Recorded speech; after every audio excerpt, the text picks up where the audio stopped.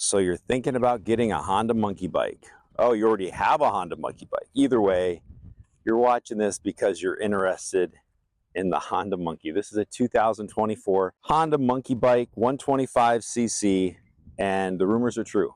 The seat's super comfortable, and it is a smile machine. It is super fun to, I was gonna say fly around, to drive around. I recently picked this up about 800 miles ago.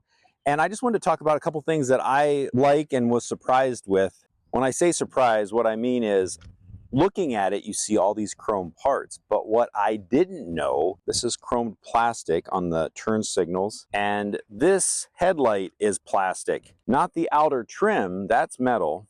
That's chrome. But the actual bowl is plastic. And I don't know why I just assumed this would be tin, metal. And the little cover on the side here is also plastic. Lightweight, I get it.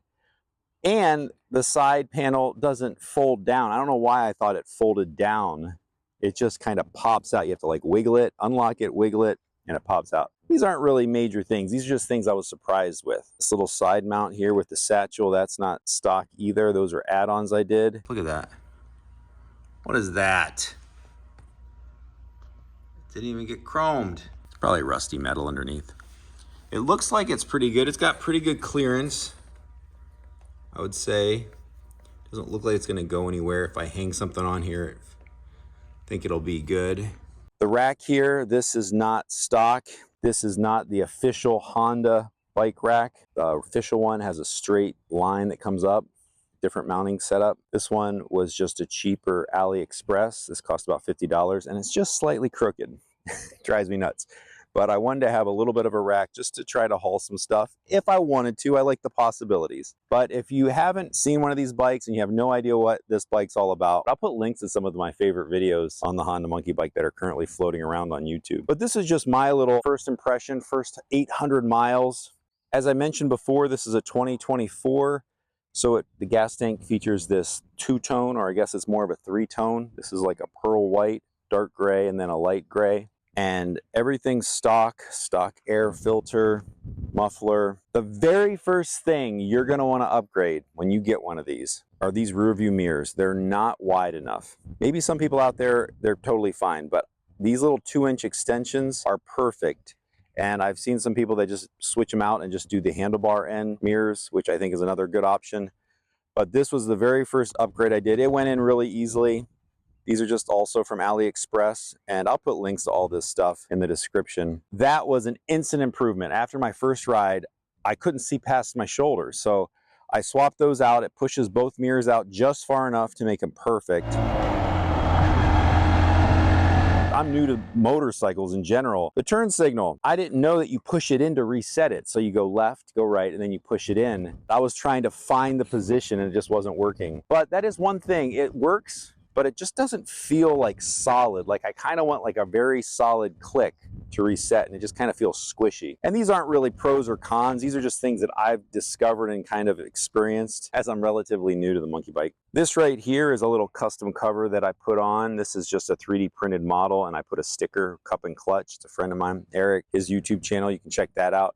I thought it was a cool little place to put something, and it doesn't hinder the horn. The horn's just as loud with that thing over top.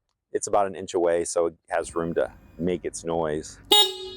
Yeah, it's still loud. But that's available online. You can download that and print it if you want to cover, which is kind of fun. Just another place to put stickers. I might start putting some stickers on here.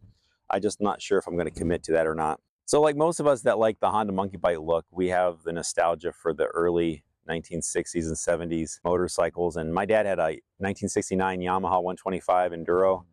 And when we were kids, me and my brothers, we would ride that thing all the time. It just kind of reminds me of it, actually. And it has that look of that classic motorcycle, and it's been so fun to ride around.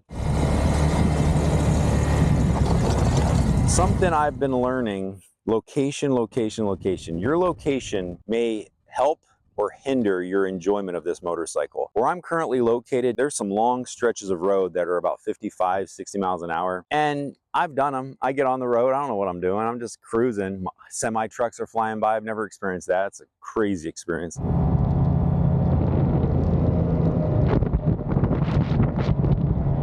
It's just a little slow for that. If you're on the highway, the wind's going with you, you're getting about 55. I want it to be 65. This is super solid riding this thing, but it is sketchy. The first time I did it, it was actually terrifying, but it is kind of frustrating sometimes when I'm on a long stretch and there's just a line of cars up behind me, and they can go around, it's up to them, whatever. But it is like, you just kind of feel them in the back of you, and it's like, I'd go a little faster if I could. In my location, I can see, because of the amount of long stretches of roads that I need to travel to get to cool places, I would like this to go about 60. That would make me feel comfortable, at least keep up with traffic and not have cars just zipping past me. But I think that's part of the fun of these mini motos like the Grom and the Honda Monkey Bike, is the fact that you kind of have to be logistic on how you want to travel and get to places.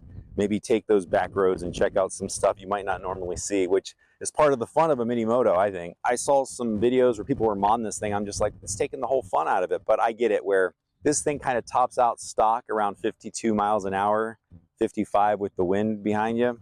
This thing going 65 stock would be perfect. Perfect. I think if this was a 175, I think that would be the way to go. But that's just my situation. I know in more rural areas, this thing, I mean, most of the time I'm with regular sized motorcycles and we're all just going 35 and 40 through the streets of like a local town and stuff. So that's fine. Around town, totally legit. But to get to other towns, it's just a little frustrating because I just want to jump on the freeway and just go. It's not an option. Well, it's an option, but you're gonna have cars zipping past you and it might be a little uncomfortable. Another modification I did was change the clutch plate on this, and I added some stronger springs because stock, the clutch just didn't feel stiff enough. Okay, see that? Look at that. I'm only pulling in, what is that, an inch? If it's actually only like a ½ inch.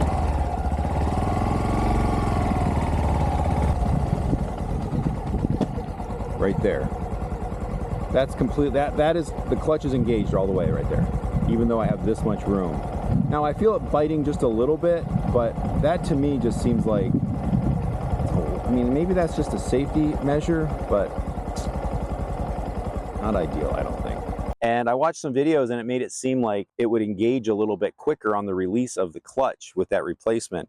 And so I replaced it, but I don't notice a difference. Now I only did an alternating stock and then the new spring. So instead of it doing 60% stiffer springs, I put, it's basically 30% because I only put half of the new ones, half the stock, and so they alternate in there. Even though it does feel firmer, it still releases and engages the clutch pretty much the same, right at the very last little moment of the clutch release.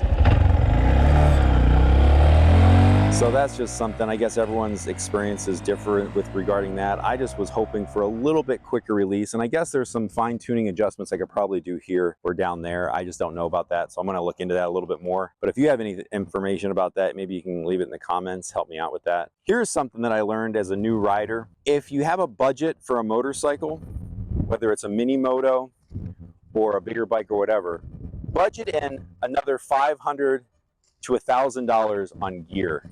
Because I was just budgeting just for the motorcycle, and then I realized, oh, I got to get a helmet. Oh, I should probably get gloves. Oh, I need a jacket maybe. Yeah, it's winter. Next thing I know, I'm like hundreds of dollars in, and then miscellaneous mods just to make it more comfortable and safer for me to ride. I have the brake-free light on my helmet. I wanted to get that just to, you know, give myself a good chance out there. And it adds up quick. And the bike budget should actually be the cost of the bike plus another $500 to $600, $1,000 more.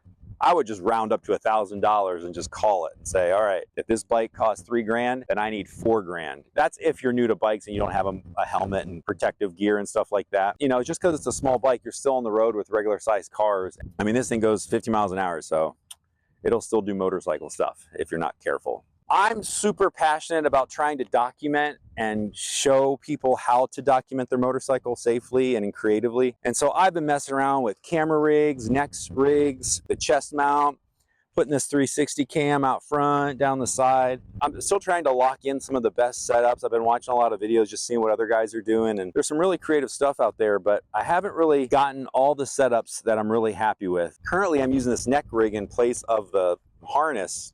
That's still something I'm working on, and I think it's a viable option, and it's nicer because there's not a lot of contraption. You just kind of hook it around your neck, latch it, and you're good to go. So that's something that I'm trying to work on, mostly just to help more of you guys be able to document your journey and have your fun adventures and be able to share it with everybody so we can all kind of build this online community of monkey bike and mini moto enthusiasts, Groms, and all that. Thanks for watching, guys. That's all. Get out there and have some fun.